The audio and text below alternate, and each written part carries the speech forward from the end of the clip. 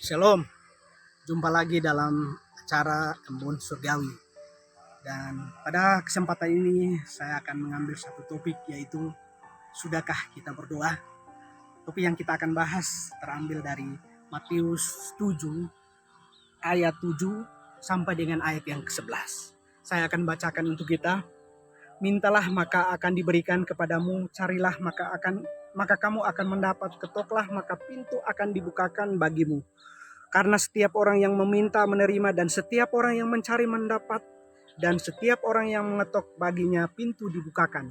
Adakah seorang daripadamu yang memberi batu kepada anaknya jika ia meminta roti, atau memberi ular jika ia meminta ikan? Jadi jika kamu yang jahat tahu memberi pemberian yang baik kepada anak-anakmu, apalagi Bapamu yang di sorga, ia akan memberikan yang baik kepada mereka yang meminta kepadanya. Dikatakan di ayat yang ke-7, mintalah maka akan diberikan kepadamu, carilah maka kamu akan mendapat, ketoklah maka pintu akan dibukakan bagimu. Ini adalah perintah. Matius mencatat 3 perintah yang harus kita lakukan dalam berdoa.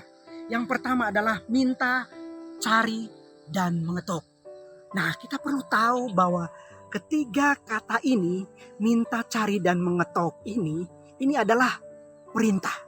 Yang namanya perintah itu adalah kewajiban. Hal yang wajib.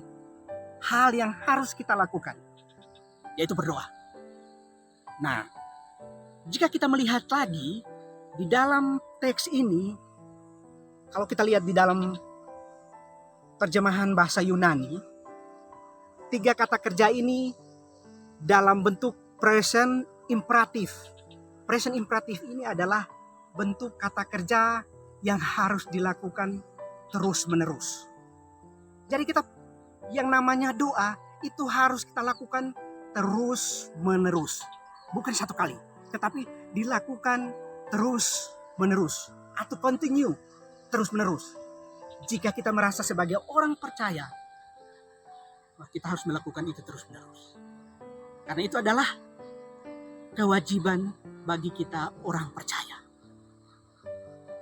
Nah, kalau kita melakukan ini terus-menerus, apa janji Tuhan kepada kita?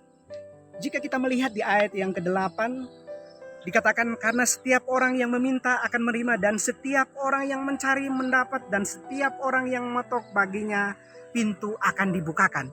Ini adalah janji Tuhan bahwa ketika kita mencari, kita akan mendapat. Dan ketika kita mengetok, pintu akan dibukakan. 3 perintah ini, kalau kita melakukan, Tuhan berjanji bahwa Dia akan memberikan. Nah, tetapi ada tetapinya loh. Kalau kita melihat di ayat yang ke-11, jadi jika kamu yang jahat tahu memberi pemberian yang baik kepada anak-anakmu, apalagi Bapamu yang di sorga, Ia akan memberikan yang baik kepada mereka yang meminta kepadanya.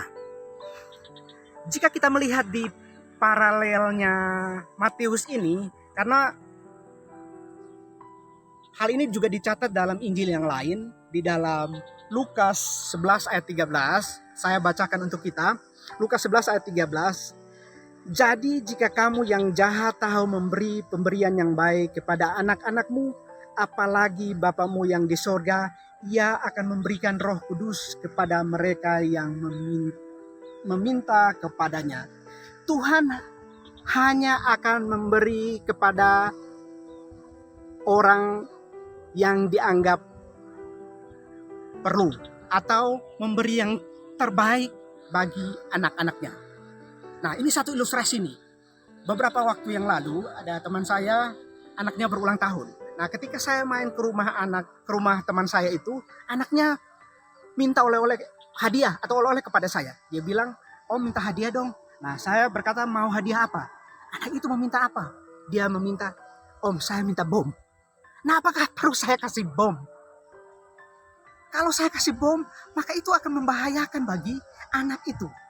Oleh karena itu, saya akan memberi sesuatu yang baik menurut saya kepada anak itu. Nah, konteks dari ayat yang ke-11 ini adalah memberi yang terbaik menurut sudut pandangnya Allah, bukan sudut pandang kita manusia. Artinya apa? Tuhan akan memberi yang terbaik menurut sudut pandangnya Allah. Oleh karena itu, jangan jemu-jemu untuk berdoa. Jangan berhenti untuk berdoa. Teruslah berdoa. Karena Tuhan akan memberi yang terbaik bagi saya dan Bapak Ibu Saudara. Kiranya firman Tuhan ini memberkati kita semua. Tuhan Yesus memberkati.